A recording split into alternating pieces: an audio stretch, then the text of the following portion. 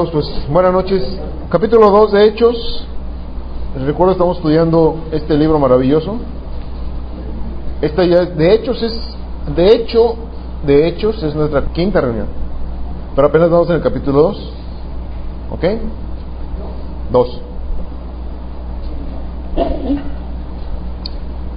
Vamos a orar, ¿sí? Padre bendito, en el precioso y dulce nombre de Jesús, que Señor, en ese nombre maravilloso que tú nos regalaste, en ese nombre que solamente, Señor, tú pudiste poner en medio de nosotros para recurrir a Él, Señor, y tener la salvación. En ese nombre te bendecimos y en ese nombre nos depositamos en tus manos, mi Dios. Gracias porque nos da la oportunidad de escudriñar tu palabra, de aprender de ella. Te suplicamos que estés con nosotros, que tu Espíritu Santo nos guíe y nos lleve a toda verdad, Señor. En Cristo Jesús te lo suplicamos. Amén, Señor. Muy bien, capítulo 2 entonces del libro de los Hechos, dice el versículo 1. Cuando llegó el día de Pentecostés, estaban todos unánimes juntos. Una pregunta: ¿qué acontecimiento acababa de ocurrir antes de este hecho que estamos empezando a ver aquí? La ascensión de Jesús al cielo. Y antes de esa ascensión el Señor les había dado una instrucción, ¿se acuerdan? ¿Cuál fue? Que permanecieran juntos, esperando ¿qué cosa? La venida del Espíritu Santo, ¿sí? Y esto ellos lo tomaron como una promesa que Jesús les hacía. Esto es importante, ¿eh? Es una promesa que Jesús les hacía, pero que Jesús al mismo tiempo se las hacía de parte de ¿quién? Del Padre. ¿Estamos? Ok, entonces, con esta expectativa, después de que ellos vieron a Jesús ascender al cielo, regresan a Jerusalén y a partir de ese momento están juntos. Y están ellos se reúnen en un aposento que le llaman aquí un aposento alto. Y luego dice el versículo 1, repito, cuando llegó el día de Pentecostés, estaban todos unánimes juntos. Pregunta: ¿qué es Pentecostés?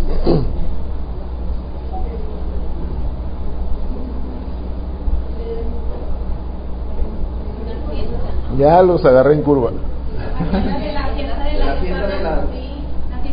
La fiesta de las semanas. Las cosechas. No. Bueno, ¿quién instituyó esta fiesta en primer lugar? ¿No fue el pueblo de Moisés cuando sacó El Señor instituye esta fiesta. Es una de las fiestas solemnes instituidas por Dios. Y se celebraba... ¿Cuál era el punto de referencia para celebrar esta fiesta? La Pascua. A partir de la Pascua, ¿cuánto tiempo? 50 días. De hecho, la palabra Pentecostés, ¿sí? Así es. De hecho, es más bien una palabra, en este caso griega, que la palabra es Pentecoste. Y habla de la 50ª, o sea, 50 días después. ¿Estamos? Muy bien. Entonces, esta fiesta la instituye el Señor como una de las fiestas solemnes, y parte de las cosas que se tenían que hacer en esta fiesta es que no importa dónde vivieras como judío, pero una de las cosas que se tenía que hacer es llegar al templo del Señor, ofrecer ofrenda y limpiarte de tus pecados. ¿Estamos? Entonces, vemos ahí, ya con este contexto, ahora sí vamos a seguir leyendo. Ellos estaban unánimes juntos.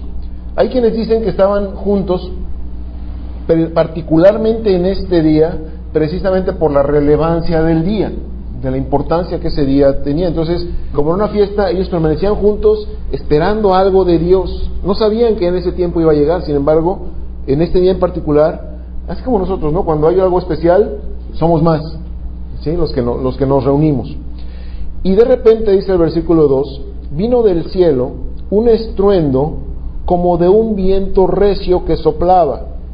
Observen aquí, por favor, que cuando habla de como un viento recio, no está hablando de que haya sido un viento recio, sino habla de un como. Es un estruendo como de un viento recio. Ahora, sin el viento, sin embargo, vamos a suponer que esto haya sido literal, que haya venido un viento recio. y estaban así, como estaban en un aposento alto donde, sí, no sé si imaginen cómo es un aposento alto de aquellas épocas. Es como una terraza, techado y todo, pero abierto vamos, las paredes son arcadas nada más, básicamente de acuerdo a la arquitectura de aquellos tiempos, y eran lugares abiertos. Entonces, si vino un viento recio, alguien, por favor, dígame, ¿qué relevancia tenía el hecho de, o que viniera un viento recio así literal, o que por lo menos se oyera el estruendo como de un viento recio? ¿Qué relevancia tiene el viento con lo que estaba ocurriendo, lo que empezaba a ocurrir en este momento ahí? Viento. El Espíritu Santo. Ok. Jesús dijo que el Espíritu era como el viento. Vamos a ver algunas referencias. Ezequiel 37:9, por favor.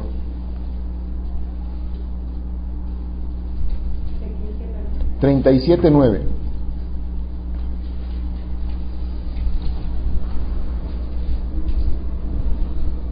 Voy a leer aquí una referencia que tengo en la Biblia al día, ¿de acuerdo? Si les suena un poquito diferente, no se espanten. Entonces el Señor me dijo: profetiza, hijo de hombre, conjura al aliento de vida y dile: esto ordena el Señor omnipotente, ven de los 4 vientos y dales vida a estos huesos muertos para que revivan. Ahí tenemos la escena de los huesos muertos, pues. Le dice Dios a Ezequiel: ve a este valle de los huesos secos y profetiza a los huesos, ¿sí? Yo no sé qué sentiría Ezequiel hablándole a los huesos secos, pero él profetiza en el nombre del Señor, y la instrucción era esa, precisamente: clama a los vientos y diles que vengan y soplen sobre estos huesos. ¿Para qué? Para que revivan. Es la primera referencia. Luego en Juan 3:8, Jesús se encuentra con Nicodemo, y Nicodemo de repente se encuentra con la disyuntiva que le plantea Jesús de que le es necesario nacer de nuevo, y Nicodemo no entiende, ¿se acuerdan? A ver, ¿cómo es que tengo ya grandote, como estoy, tengo que hacerme chiquito y meterme otra vez en el vientre de mi madre? Y no era eso a lo que Jesús se refería. Entonces le da esta ilustración: el viento sopla por donde quiere y lo oyes silbar, aunque ignoras de dónde viene y a dónde va. Y observen esto: lo mismo pasa con todo aquel que es nacido del Espíritu. Y está hablando ahí, si ustedes se fijan en sus Biblias, no es un espíritu con E minúscula, sino ese espíritu se refiere al Espíritu Santo con E mayúscula. ¿Estamos? Entonces, el viento, insisto, tiene una similitud o ilustra de alguna manera en la Biblia al Espíritu Santo. Otra muy rápida es que precisamente cuando Jesús les hace a los discípulos la promesa de que vendría el Espíritu Santo, ¿qué hace? ¿Qué cosa hace Jesús físicamente hacia los discípulos? ¿Qué? Les sopla. Y les dice ¿qué cosa? Eso es, sopla y les dice algo: reciban el Espíritu Santo. Pregunta: ¿lo estaban recibiendo en ese momento? No, pero estaban recibiendo la certificación de la promesa. Y otra vez, es a través de un soplido. ¿Estamos? Una que se me pasaba y es muy importante. Génesis: Dios hace al hombre, lo forma ahí, la estatuilla esa de barro, ¿sí? Y luego ¿qué hace? Sopla del mismo aliento de Dios en la nariz del hombre, y el hombre en ese momento cobra vida. ¿Estamos? Entonces, ¿de qué habla esto? Hay una palabra griega que es la palabra neuma, que habla precisamente de aire, de viento. Y esa palabra neuma se refiere en muchos casos al Espíritu Santo, ¿sí? Y habla precisamente, da esa simbología de que el viento, el aliento, es lo que da vida a las cosas de Dios. ¿Estamos? ¿Sí vamos bien hasta ahí? Bien. Entonces, me regreso aquí. De repente vino del cielo como un estruendo como de viento recio que soplaba, el cual llenó toda la casa donde estaban sentados. Y se les repartieron lenguas, se les aparecieron lenguas repartidas como de fuego, asentándose sobre cada uno de ellos. ¿Qué es esta escena? Se oye ese estruendo que llena toda la casa y literalmente, dice, se aparecieron lenguas como de fuego. ¿Qué es una lengua de fuego? Una llama. Como una llama. Como una llama que se posa ¿en qué? ¿En qué cosa? En la cabeza. Sobre cada uno de ellos. No sabemos si fue en la cabeza o en los hombros o no sé. No nos dice. Sin embargo, se posa sobre estas lenguas como de fuego. Conste que no está hablando. Sí, hay una cita donde dice que es sobre su cabeza. No, en este caso no nos está hablando de fuego literal.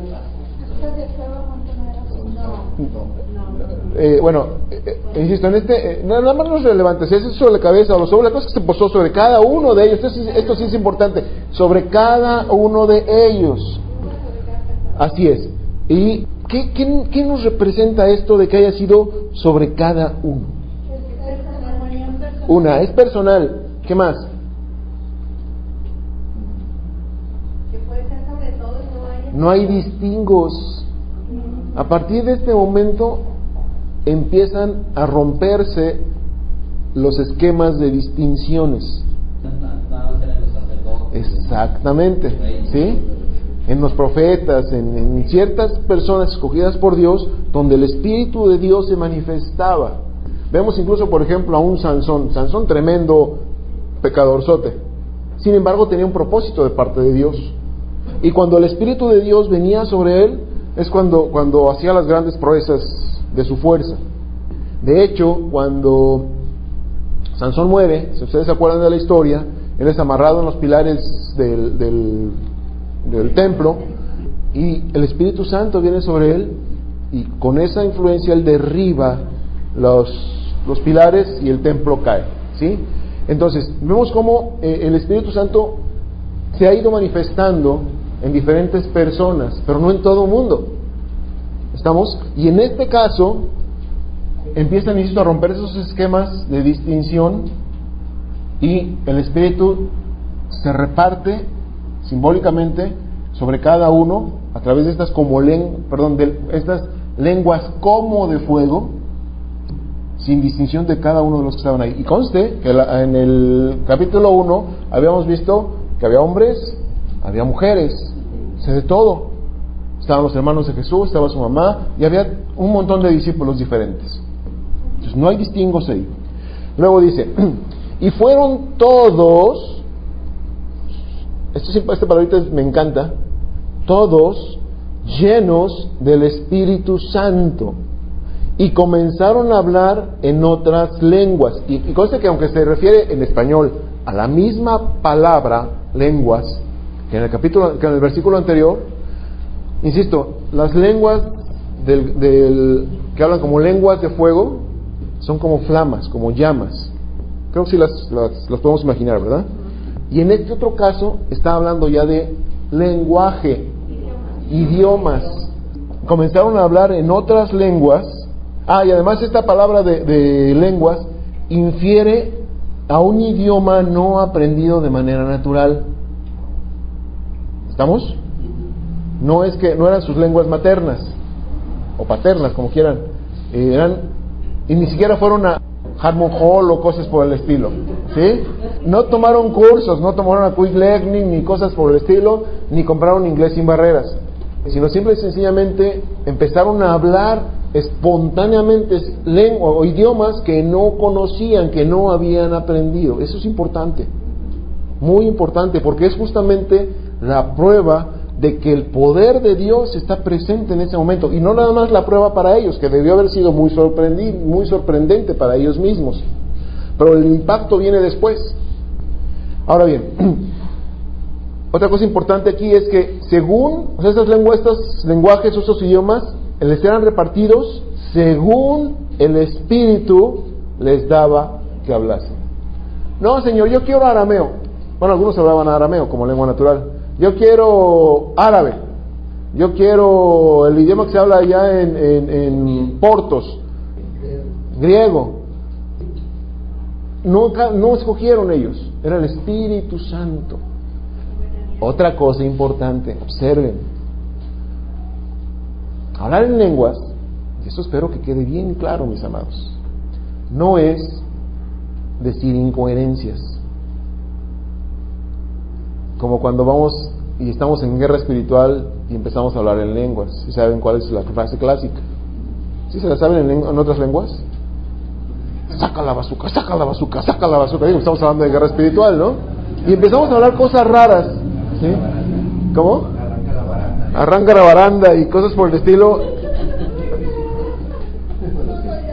Y fíjense, y de verdad hasta hay chistes de eso, porque así no es. Son lenguas reales, idiomas reales. Esto, mis amados, otra vez, es trascendentísimo, muy trascendente. ¿Sí? ¿Por qué? Lo vamos a ver ahorita.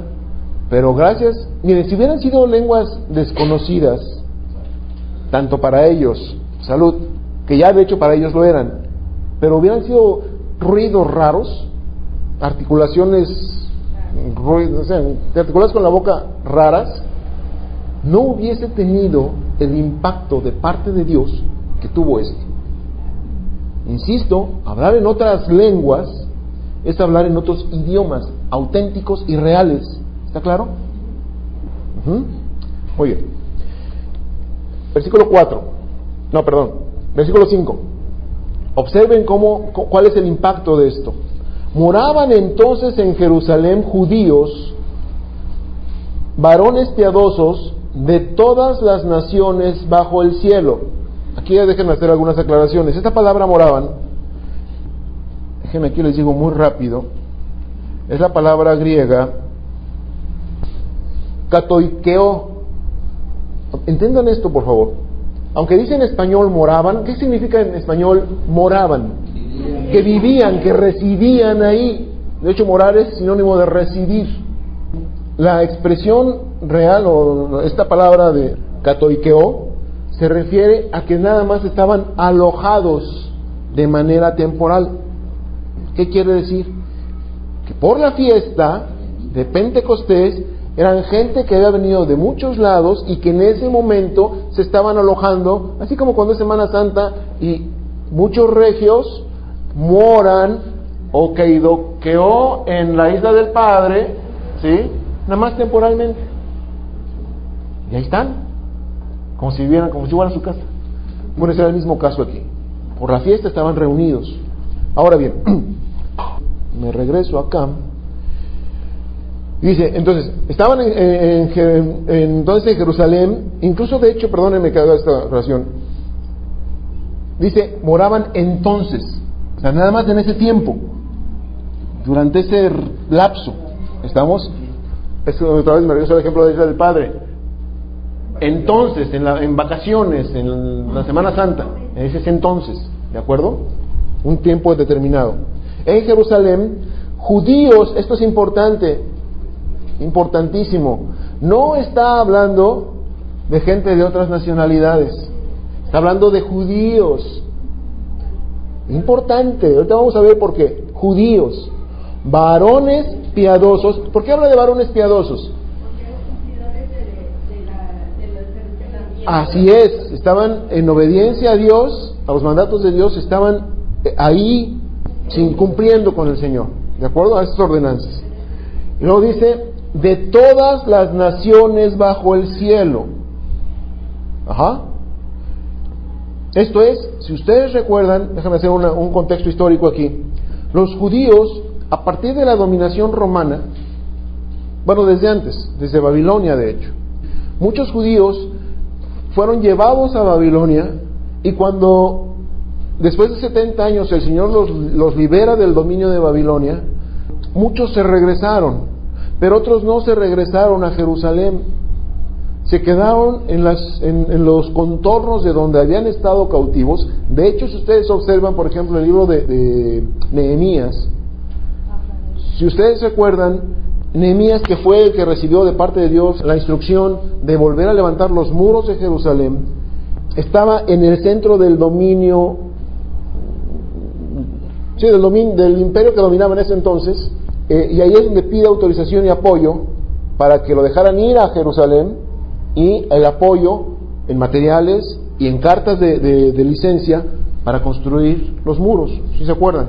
Y después dice ahí que, bueno, todo eso se les fue concedido y se les dio cartas a los gobernadores de otras ciudades para que lo apoyaran y que además lo dejaran pasar con toda la gente que iba a ir y además con todos los materiales. Bueno, en ese contexto se habla precisamente de muchos judíos que habitaban en muchos lugares diferentes a Jerusalén, pero que de todas maneras apoyaron con materiales, y algunos fueron incluso a trabajar a Jerusalén, aunque no se iban a quedar en Jerusalén, nada más fueron, así que echarles la mano para levantar los muros. Pero eran judíos, insisto, que estaban viviendo ya desde entonces en otros lugares. Bueno, cuando viene la dominación romana, esto es histórico, pero también lo podemos ver, por ejemplo, en algunos de los libros apócrifos, como por ejemplo el libro de Macabeos, el primero y segundo de Macabeos, que narran mucho de historia, de cómo cuando viene la dominación romana, muchos judíos salen de Jerusalén y se van, precisamente huyendo de la dominación, se van hacia otros lugares. Por ese es el contexto histórico. Por eso es que cuando llega el día de Pentecostés, gente que habitaba en esos lugares vienen ahora a Jerusalén. ¿Sí? Les pongo un ejemplo. ¿Qué pasa también en Semana Santa o en Navidad con nuestros paisanos? Vienen para acá. ¿Y cómo los oímos hablar? Bien pochones. Y algunos niños que son de papás mexicanos, pero que nacieron allá y allá han estado, ni siquiera hablan español. Y los oímos y los vemos bien mexicanitos. ¿Sí? Pero hablando en inglés que le da uno envidia, ¿no? Entonces, era lo mismo. Ellos, aunque eran de origen judío, habían nacido y desarrollado sus vidas en otros lados y por lo tanto hablaban los idiomas de aquellos lugares. ¿Sí? Bueno, ya con eso en mente, perdón, ya me perdí. 5. Entonces, varones estudiados que de todas las ciudades bajo el cielo, y hecho este estruendo, se juntó la multitud, observen, y estaban confusos porque cada uno les oía hablar en su propia lengua.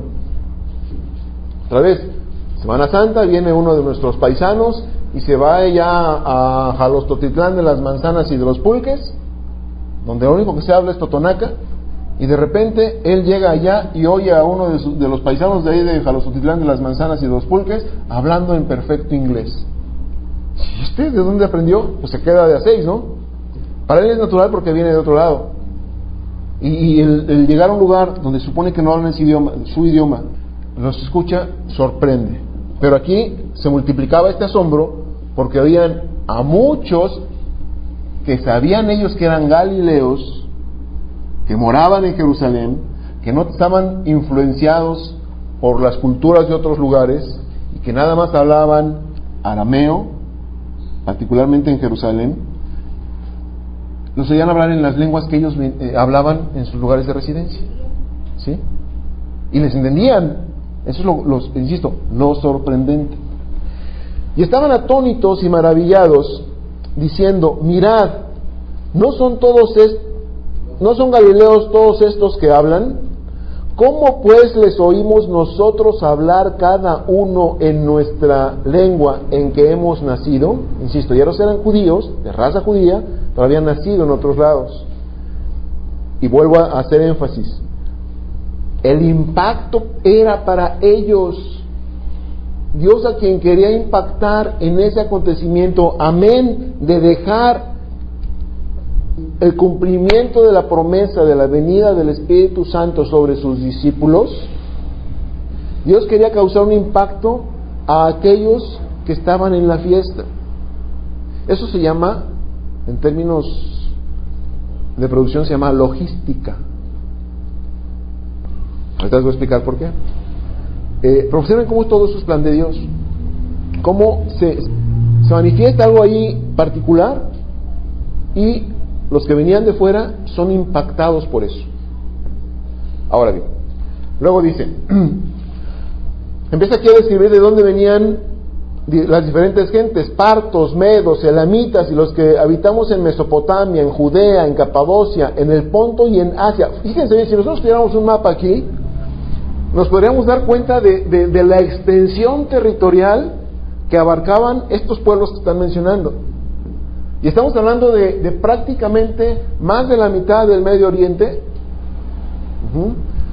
Hacia el norte estamos hablando prácticamente hacia lo que es hoy Turquía y un poquito más, quizá tocando el sur de Alemania, pero también los vemos hacia la parte de donde está Italia, hacia el oriente, y luego hasta Arabia. Entonces es una zona muy, muy amplia, ¿sí? Y observen cómo sigue diciendo: en Frigia y Panfilia, en Egipto y en las regiones, observen, de África más allá de Cirene. Eso estamos hablando ya aquí de Cirene, es lo que hoy es Marruecos. Y romanos, aquí residentes, tanto judíos como prosélitos, cretenses y árabes, les oímos hablar en nuestras lenguas, ¿qué cosa? Las maravillas de Dios. No estaban hablando, ¿qué? ¿Cómo era? ¿Saca la baranda? Arranca la baranda, o saca la bazuca, o no sé, sonceras de esas, ¿sí? Sino que estaban hablando inteligente, bueno, que se puede entender, ellos, o sea, a lo mejor ellos no sabían lo que estaban diciendo, pero los otros sí entendían lo que estaban diciendo los otros. Inteligible es la palabra, inteligible, que podían entenderse. Los otros podían entender lo que hablaban, y se sorprendían que estaban hablando cosas coherentes, y estaban hablando esas cosas coherentes de la gloria y de las maravillas de Dios. No son ceras. ¿Estamos? Muy bien. Y esto, insisto, es justamente lo que impacta. Y estaban todos atónitos y perplejos, diciéndose unos a otros: ¿qué quiere decir esto? Ustedes están sacados de onda, como dicen en mi rancho. Mas otros, burlándose, que no faltan, decían: están llenos de mosto, están bien cuetes, están bien borrachos. Se agarraron la parranda de la fiesta y se llenaron de mosto. Versículo 14. Entonces Pedro, poniéndose en pie con los 11, alzó la voz y les habló diciendo: varones, perdónenme, aquí hay otra cosa importante. ¿A quiénes Jesús les había dado la promesa del Espíritu Santo? A los apóstoles y a los discípulos que estaban con ellos. Pero Jesús había elegido a apóstoles. ¿Para qué los eligió? Para que ellos fueran y predicaran, y fueran enviados para predicar el Evangelio. O sea, el Evangelio se les encomendó principalmente a los apóstoles. No se nos olvide, a los apóstoles. Y es muy significativo como en este momento que pues pudieron haberse apantallado los discípulos que estaban ahí, 120. ¿Cuántos creen ustedes que llegaron ahí a escuchar y se sorprendieron por todo lo que estaba pasando ahí? Un montón. Y yo puedo decir que a lo mejor eran más de 3,000. Y ahorita voy a aclarar por qué. Pero seguramente eran más de 3,000. Contra 120. ¿Ustedes creen que toda esa masa no hubiera apantallado a esos 120 que estaban ahí juzgados de ser borrachos? Bueno, se levanta Pedro, pero no se levanta solo. Esto es importante, mis amados. No se levanta solo. Se levanta también junto con él los demás apóstoles. ¿Sí? Mis amados, esto se llama cuerpo. No es, órale, tú Pedrito, porque eres el más aventado. No, se levantaron. A lo mejor ellos no hablaron. Bueno, no quiero hablar, a lo mejor ellos no hablaron, pero estaban respaldando, compararse, lo que Pedro estaba empezando a decir. ¿Ok? ¿Mandé? Unidad. Muy importante, no se nos olvide. Entonces, varones judíos y todos los que habitáis en Jerusalén, conste que ahí se empieza a referir ya a dos tipos de gente: los que venían de fuera más los que vivían en Jerusalén. Esto os sea notorio y oíd mis palabras, porque estos no están ebrios, como vosotros suponéis, puesto que es la hora tercera del día, o sea, eran las 9 de la mañana. Para un judío, beber desde mediodía ya era bastante calamitoso, pero estar borracho a las 9 de la mañana era una verdadera tragedia. Entonces no podía ser que a las 9 de la mañana estuvieran ya borrachos. Mas esto es lo dicho por el profeta Joel, y ahí les va. En los postreros días, dice Dios, derramaré de mi espíritu sobre unos cuantos, y nada más los hijos de estos cuantos, ¿no qué? Ah, perdón, es que me traje la Biblia del liderazgo, donde nada más unos cuantos son los privilegiados. Derramaré de mi espíritu sobre toda carne. Espero que me hayan entendido, ¿eh? ¿Sí me entendieron lo que dije? Qué bueno que agarraron el comercial. Derramaré de mi espíritu sobre toda carne, y vuestros hijos. ¿Los hijos de quién? De cualquiera, sin distingos. No tienes que ser nadie especial. La promesa de Dios es para todos. Eso es maravilloso, mis amados. Luego dice, vuestros hijos y vuestras hijas profetizarán, vuestros jóvenes verán visiones, y no es porque se hayan fumado la verde, y vuestros ancianos soñarán sueños, y no estoy hablando de cuando eran jóvenes, que se recuerdan ahí cuando eran jóvenes y andaban entre las chicas. No habla de esas cosas. Habla de revelaciones de Dios, de verdades de Dios, de visiones de Dios. Y de cierto, sobre mis siervos y sobre mis siervas en aquellos días derramaré de mi espíritu, ¿y qué cosa? Profetizarán, y daré prodigios arriba en el cielo y señales abajo en la tierra, sangre y fuego y vapor de humo. El sol se convertirá en tinieblas y la luna en sangre, antes de que venga el día del Señor grande y manifiesto. Pregunta, bueno, déjenme terminar este otro versículo para que me puedan entender. Y todo aquel que invocare el nombre del Señor, ¿qué cosa? ¿Qué cosa se está inaugurando o se está estableciendo en la tierra a partir de este momento? La salvación por gracia. ¿Para quién? Para todos.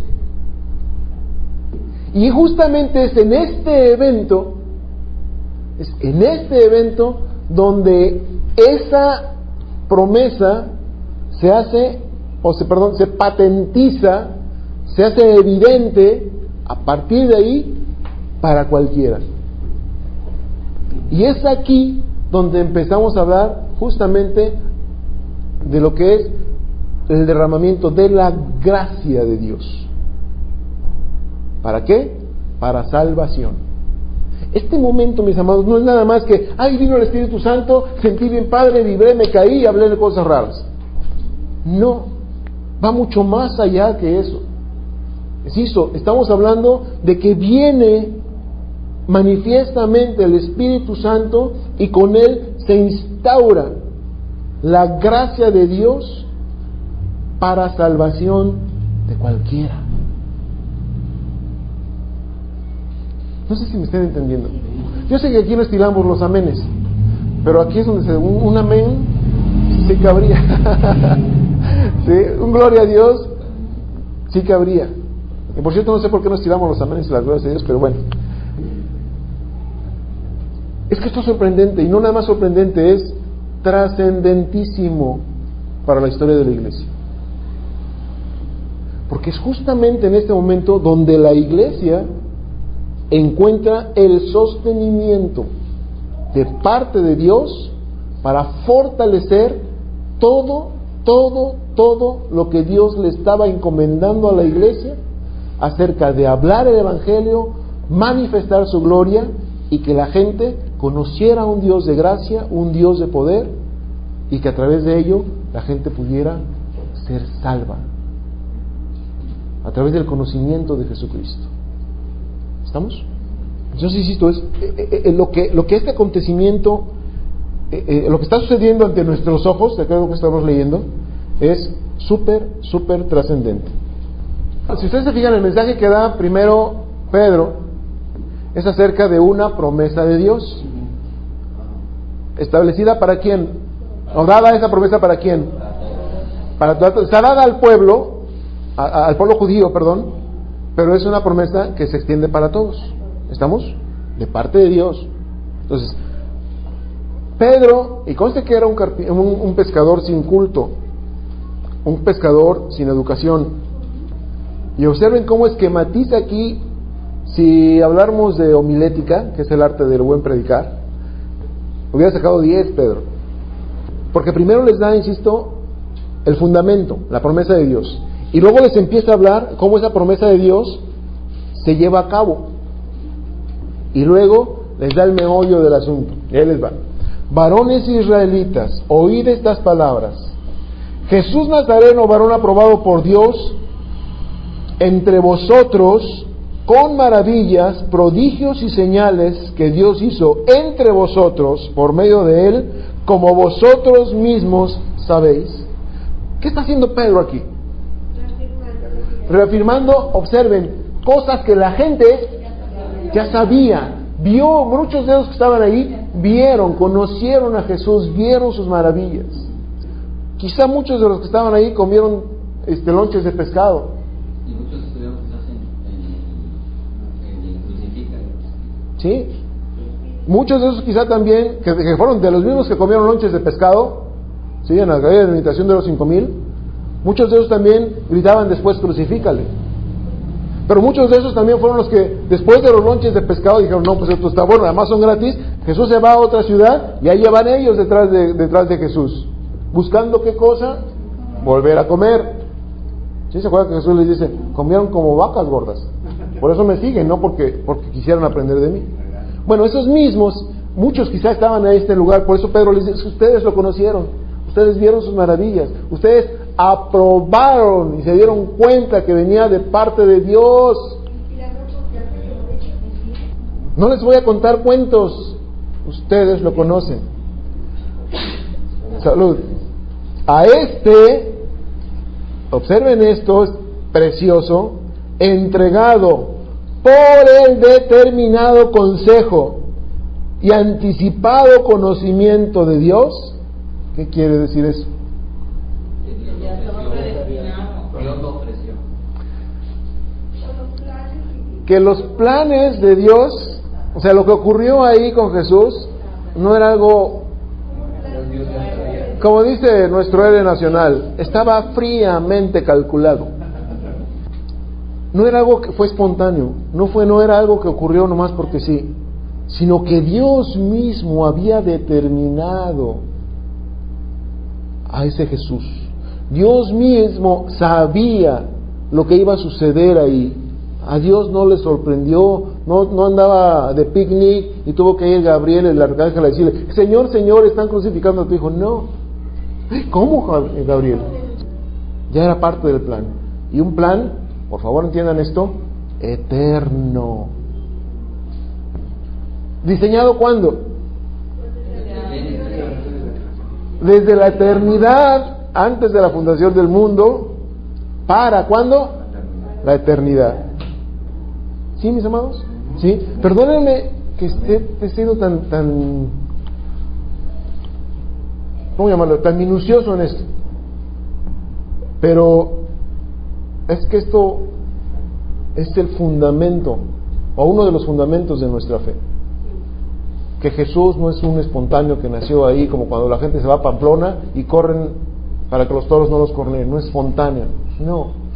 Jesús no fue un héroe momentáneo. Jesús no fue un panfleto que a alguien se le ocurrió. No. Jesús estaba determinado por Dios,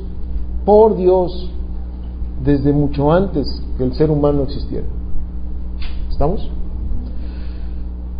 Entregado por el determinado consejo y anticipado conocimiento de Dios, prendisteis y matasteis por manos de inicuos, crucificándole. ¿A quién le está cargando Pedro el costalito de la culpa de lo que pasó con Jesús? A la gente. A ellos, Ok. ustedes lo entregaron, ustedes lo mataron, y ustedes habían aprobado que era hijo de Dios, o que venía de parte de Dios. Ustedes vieron sus maravillas, ustedes lo oyeron hablar, ustedes lo siguieron, y ustedes lo entregaron y lo mataron, lo entregaron a manos inicuas. ¿Perdón? Al cual Dios levantó, sueltos los dolores de la muerte, por cuanto era imposible que fuese retenido por ella. ¿De qué está hablando aquí? De la resurrección. Pregunta: la resurrección de Jesús, fíjense bien en esto, ¿para cuántos fue patente? Para muchos, no nada más para los discípulos, no nada más, mucho menos para los apóstoles, que eran aparentemente nada más los elegidos, sino para mucha gente. Fue manifiesto que Jesús, después de que lo crucificaron, yo no sé qué habrán, verás, yo a veces no entiendo el corazón duro de la gente.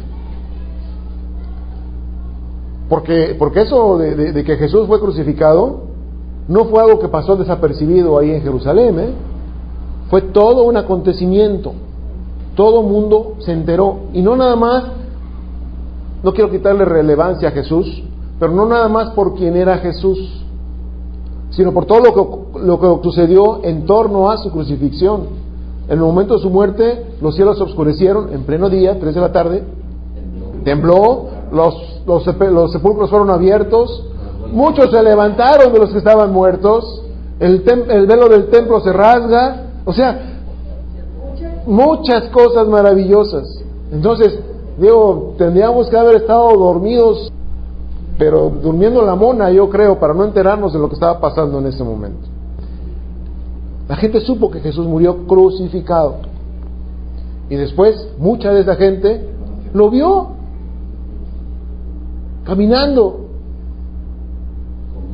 comiendo. ¿Mandé? Y muchos lo vieron ascender. ¿Sí?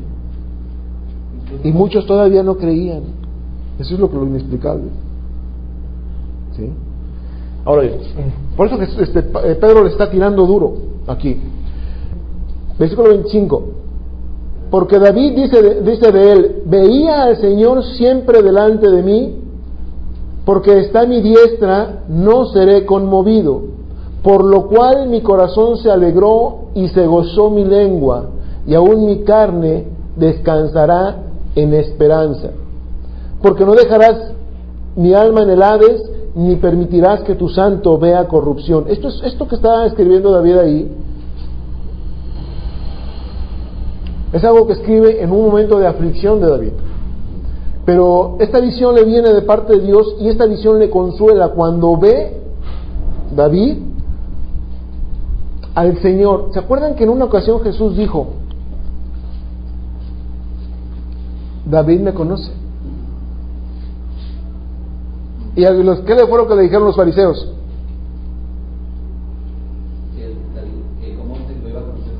Oye, tú eres mucho más joven que nosotros. ¿Cómo es que David te conoce? ¿No seas hablador? Y Jesús les dijo: me conoce. Él sabe, él dijo: he visto a mi Señor sentado a la diestra de mi Señor. Bueno, aquí dice, me estoy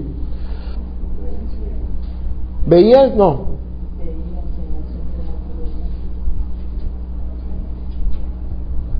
Es que me voy a adelantar.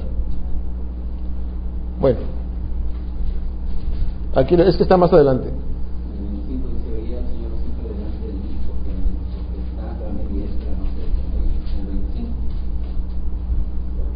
Es que no, perdón, este hasta el 34. No, me voy a adelantar tantito aquí, hombre, regreso. Porque David no subió a los cielos, pero él mismo dice: dijo el Señor a mi Señor, siéntate a mi diestra.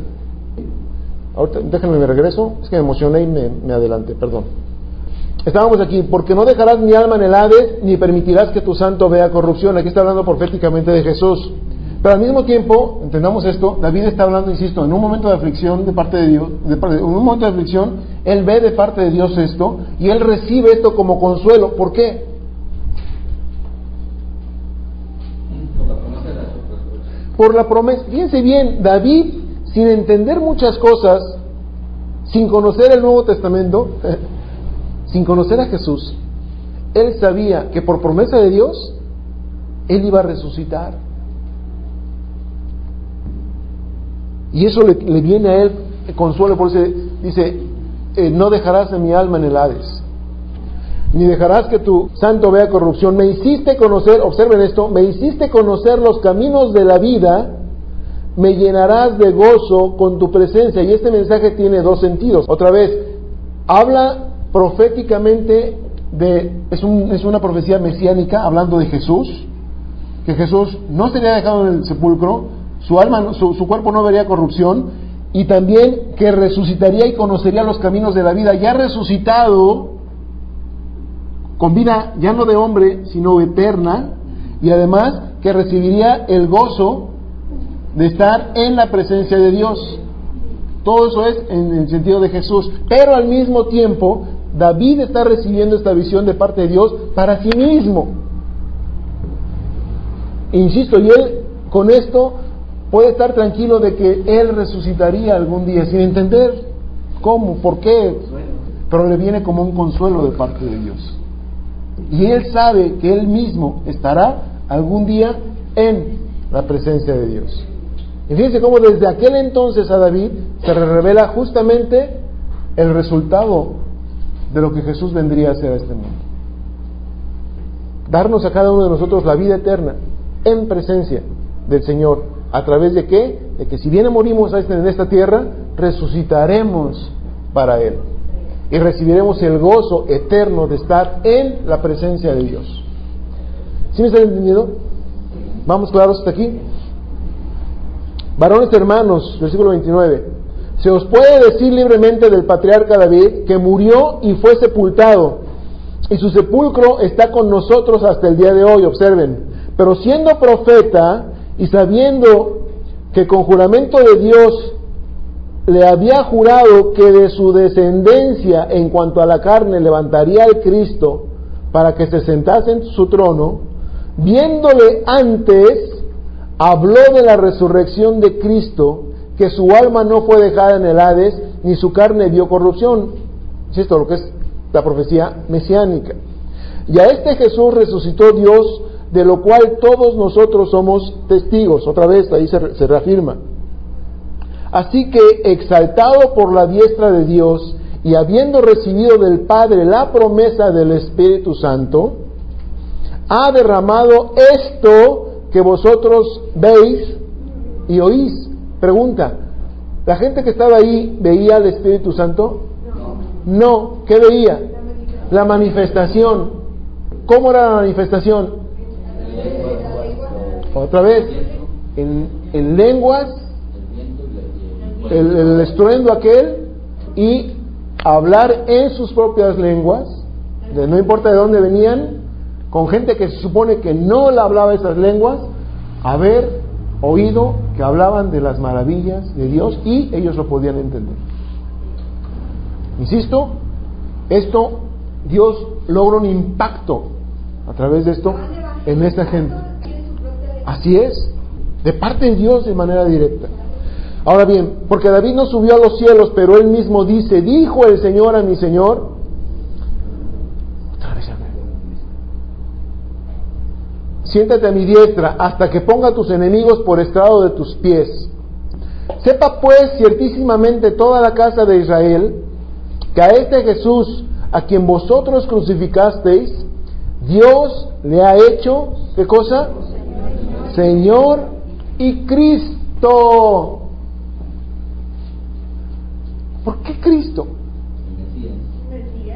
Porque Cristo significa justamente el ungido, el Mesías, el enviado directamente de parte de Dios. ¿Para qué? Para liberar y redimir al pueblo judío. Insisto, lo dijimos desde hace rato, ahí no había gentiles, exclusivamente eran judíos. Y Pedro, les remata, después de que les embarró en la cara lo que hicieron con Jesús, a pesar de que lo conocían y sabían de parte de quién venía, ahora les mete la estaca, clavándoles en el corazón de que este Jesús, Dios lo hizo Señor y Cristo, el Mesías. ¿A quién más podrían esperar después de Jesús?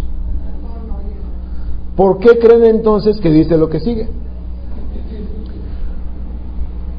Al oír esto, se compungieron de corazón. ¿Sí? ¿Por qué? ¿Por qué se compungieron?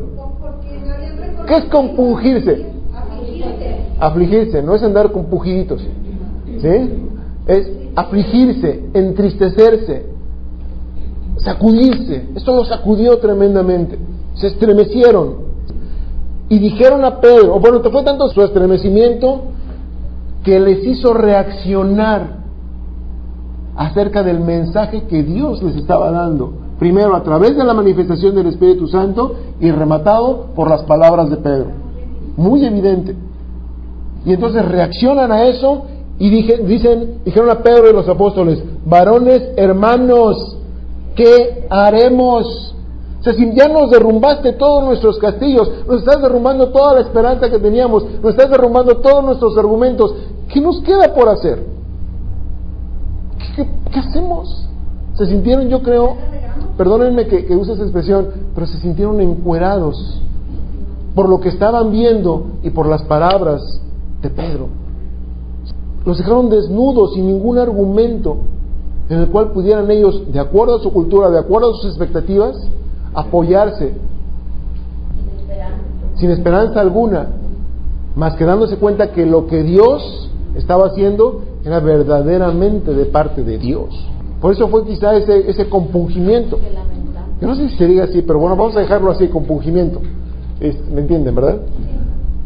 Porque, como dicen, vieron pasar la oportunidad, la tuvieron en sus manos y la desaprovecharon. Andaban tras los lonches de pescado en lugar de tras la verdad de Dios. ¡Qué desperdicio! Yo no sé si en dos sentidos,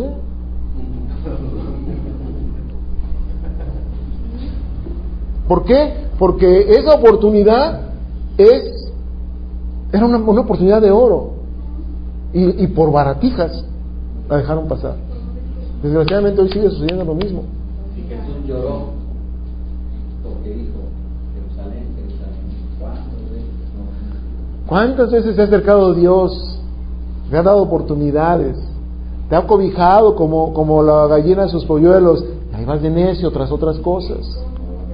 Y desgraciadamente la iglesia hoy en nuestros días sigue estando exactamente igual, teniendo las verdades de Dios al alcance, teniendo las maravillas de Dios a nuestra disposición, andamos tras baratijas por cosas menores que los sándwiches de pescado, cosas intrascendentes, y la gente se emociona y la gente va y busca eso, y luego le echan tierrita en la cartera y andan presumiendo que le echaron tierrita a la cartera de parte de Dios para ser prósperos. Por favor. O le andan diciendo al cuerpo, en el nombre de Dios te digo que no te aflojes, que te endurezcas, y boberas por el estilo. Pedro les dijo, esto no es coincidencia, Pedro les dijo: arrepentíos. ¿Qué significa arrepentíos? Vuélvete. ¿Con qué coincide? Si le pudiéramos llamar así. Con el primer mensaje de Jesús.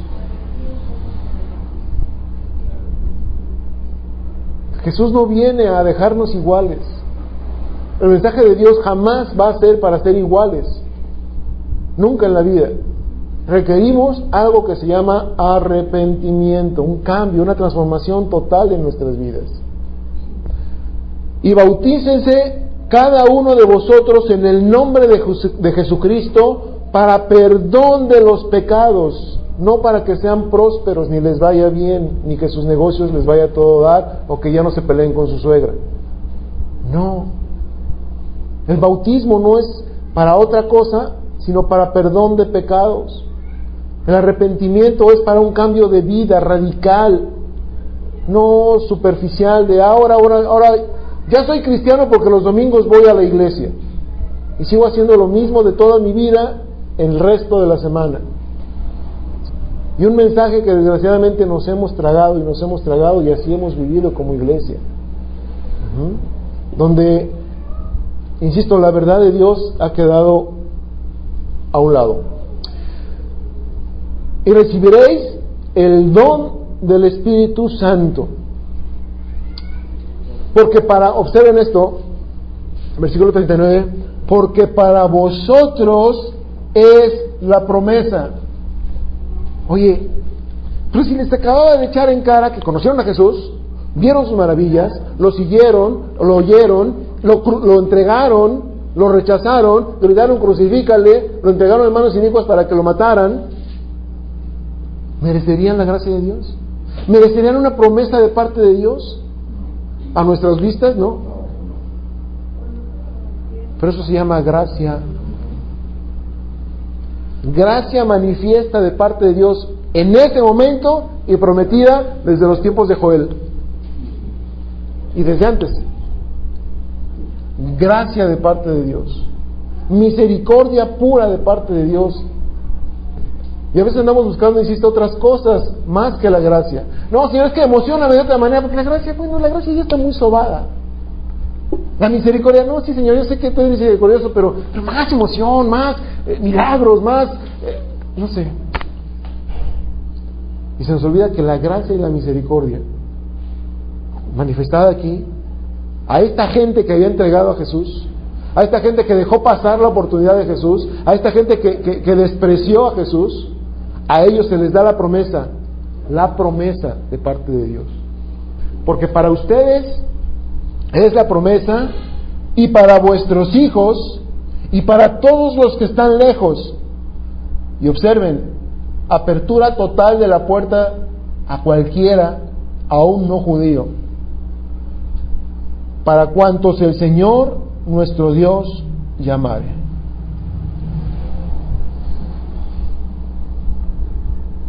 Wow. ¿Sí?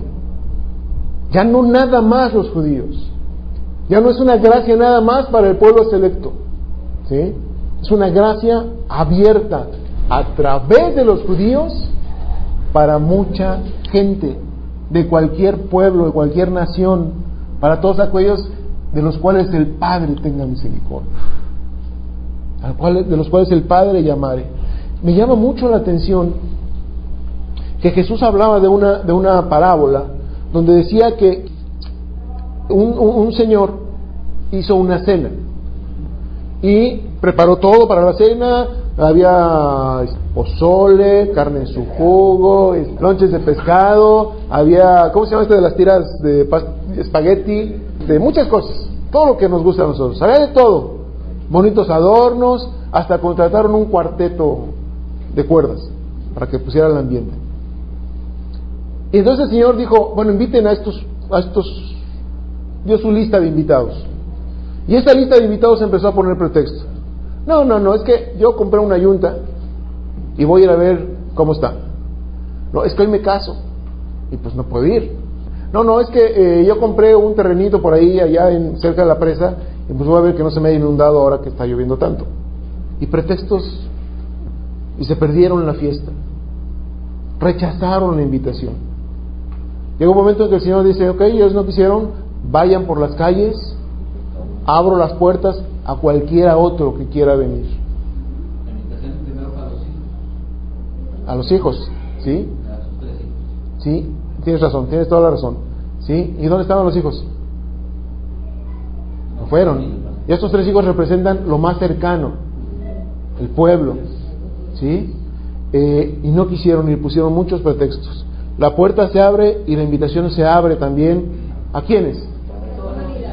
A los cojos, a los ciegos, a los inmundos, a lo despreciado de la sociedad. Me encanta cuando la Biblia habla de mí. Me fascina. ¿Sí? Que me incluya ahí. y se nos dio la oportunidad. Y muchos vinieron. Y cosa maravillosa, imagínense la preparación de esa cena, donde los siervos le decían al Señor: Señor, ya salimos por todos lados, han venido muchos, pero todavía hay lugar. Todavía hay lugar. Y el Señor les dice: vayan por las calles, vayan por todas partes, y no nada más los inviten, fórcenlos a entrar.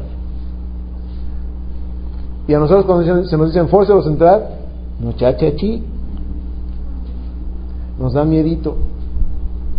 Y ahí se las dejo como comercial.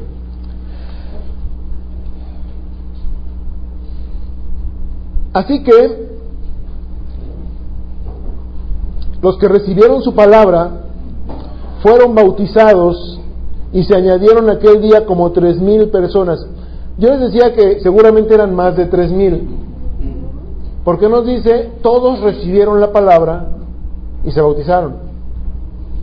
No, dice los que. Infiere que había más. Unos que no aceptaron la palabra. A pesar de ver, de oír, de ser testigos de las maravillas de Dios, simple y sencillamente prefirieron seguir con su vida como quisieran, ¿sí? Y no tomaron el arrepiéntete, bautízate en el nombre del Señor para perdón de tus pecadotes. Dijeron muchos: no me interesa. Nada más unos escucharon la palabra, la aceptaron, la recibieron y fueron bautizados, y se añadieron aquel día como 3,000 personas. Y perseveraban en la doctrina de los apóstoles, en la comunión unos con otros, en el partimiento del pan y en las oraciones.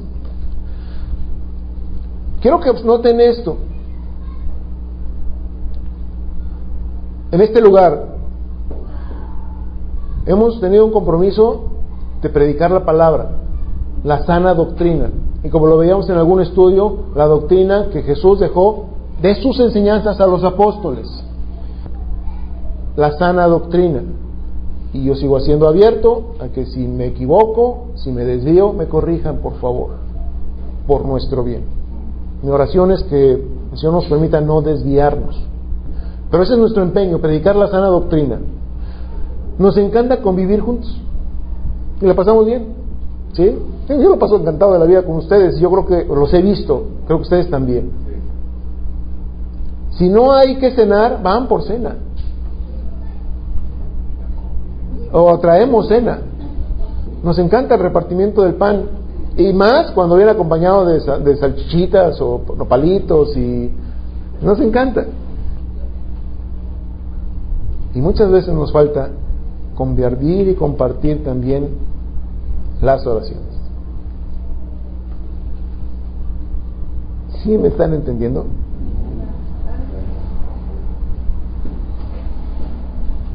De veras, yo espero que algún día los jueves sea la oración, perdón, la reunión más concurrida. Y vendían sus propiedades y sus bienes y los repartían a todos según la necesidad de cada uno. ¿Por qué hacían esto? Bueno, déjame terminar para tener la idea completa. Y perseverando unánimes cada día en el templo y partiendo el pan por las casas, comían juntos con alegría y sencillez de corazón, alabando a Dios y teniendo favor con todo el pueblo, y el Señor añadía cada día a la iglesia los que habían de ser salvos. Una pregunta aquí interesante es: ¿por qué los apóstoles o los discípulos en aquel entonces, ya voy a acabar, vendían sus propiedades y las repartían entre todos? ¿Por qué? Ya esperaban el regreso. Muchos ya esperaban el regreso del Señor, y eso lo estaban haciendo por fe, porque para ellos entendían que después del advenimiento del Espíritu Santo, lo que seguía es que el Señor regresara, porque ellos habían oído hacía 50 días, o poquito, sí, 50 días, que muchos de ellos habían escuchado que el Señor, así como lo habían visto muchos de ellos irse al cielo, así vendría. Entonces los ángeles: no se preocupen, hombre, así como lo vieron venir, va a venir. Y un acontecimiento importante es para ellos que les hacía esperanzarse en que la venida del Señor ya estaba muy cerquita, fue precisamente el advenimiento del Espíritu Santo. Entonces decían: bueno, pues ya viene el Señor, vendamos y repartamos todo esto. Pero también una cosa que les obligaba, y cosa que estoy diciendo aparte, obligaba a hacer estas cosas, Es que acuérdense, ellos estaban bajo el dominio de los romanos. Y algunos de ellos ya estaban siendo perseguidos. ¿Por quién? Todavía Pablo no aparecía aquí, pero sí por el Sanedrín. ¿Por qué? Porque ellos habían aceptado la fe de Jesucristo y el Sanedrín estaba en contra de esa fe. Y el Sanedrín empezaba a coludirse con el dominio romano y empezaba la persecución. Y déjenme comentarles algo que se me pasó aquí. Yo hablaba de logística hace rato de parte de Dios. Cuando decíamos que muchos de los que estaban ahí y a los cuales Dios quería impactar eran gente que venía de fuera. ¿Sí? ¿Qué creen que estos 3,000, que muchos de ellos, no nos dice cuántos, pero muchos de ellos no vivían en Jerusalén, sino vivían en Portos, en Meda, en Arabia, en Grecia, en muchos lugares, los que vimos ya? ¿Qué creen que regresaron a contar a sus casas? Me hice cristiano, me arrepentí, y empezaron ellos a compartir. ¿Y qué creen que hizo esto? ¿Qué ocasionó esto, perdón? La expansión de la palabra y de las verdades de Dios. Esto se llama logística. ¿Sí? Un plan de Dios maravilloso para expandir. No había internet, donde ya a través de internet podemos saber muchas cosas, pero esto es poder de Dios en la expansión de su palabra. El internet, ni radio, ni tele, no había programas. Qué bueno que no había programas fantoches de los que hay ahora. Vamos, no había recursos humanos para expandir el evangelio, más que el poder de Dios, el plan de Dios. No me digas. Sí, es cierto, me lo brinqué. Y sobrevino temor a toda persona. Bueno, espérenme, no. Espérenme, porque si no lo contextualizamos con el 42, nos perdemos. Y perseveraban en la doctrina de los apóstoles, insisto, hablando de la verdad de Dios, en la comunión los unos con otros, manifestando unidad, y en el partimiento del pan, no nada más unidad, sino algo a lo que Jesús nos exhortaba siempre: vean unos por otros, amaos los unos a los otros, no de palabra, no hermanito, qué bueno que te veo, Dios te bendiga, no, en hechos, donde si yo veo a alguien que tiene alguna carga, pues por lo menos me acerco y cuenta conmigo, yo te apoyo, por lo menos vamos a orar juntos, por lo menos. Si veo cómo podemos ayudar, pues vamos a tratar de hacerlo, ¿sí? Porque si no, pues es puro cuento. Y oraban. ¿Cuántas veces quieren que lo repita? Oraban juntos los jueves de la noche, a las 8 de la noche. En el aposento está chaparro, pero es que nos subimos a la azotea, no hay problema, ¿sí? Para sentirnos así más espirituales, más bíblicos. Pero a las 8 de la noche los jueves, para orar juntos. Y esto impactó a la gente, de tal manera que dice en el versículo 43, sobrevino temor a toda persona. No era cualquier cosa lo que estaba sucediendo como resultado de lo que los discípulos estaban haciendo. Sobrevino temor a toda persona, y muchas maravillas y señales eran hechas por los apóstoles. Y no tenían que pactar con ellos con lana para que los milagros se hicieran, ¿sí? No tenían que comprometer a la gente para que les aportara, hay una ofrendita para que el Dios haga las cosas, no. Y eso aceleró la persecución. ¿Sí? Cuando veían que la fe de Cristo o la fe en Cristo empezaba a expandirse, el Sanedrín no se quedó calmado, no se quedó con las manos cruzadas. Pero gloria a Dios, también como plan de Él, porque mucha gente se fue de esos lugares.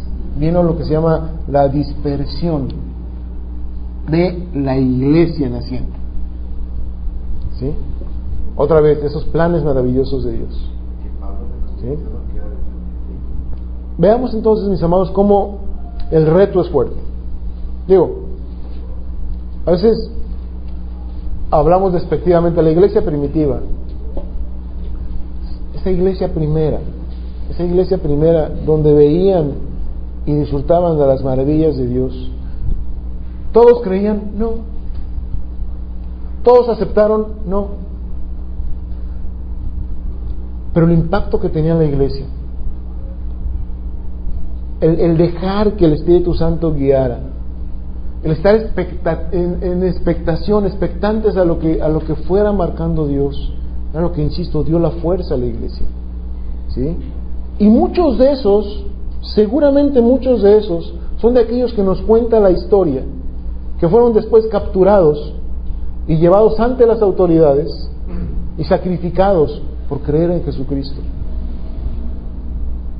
Y esos que estaban pasando ahí tenían toda la fuerza de la revelación de Dios, de recibir y entender plenamente lo que es la gracia y la misericordia de Dios, para decir: que me maten, no puedo negar a Jesucristo, no puedo negarlo.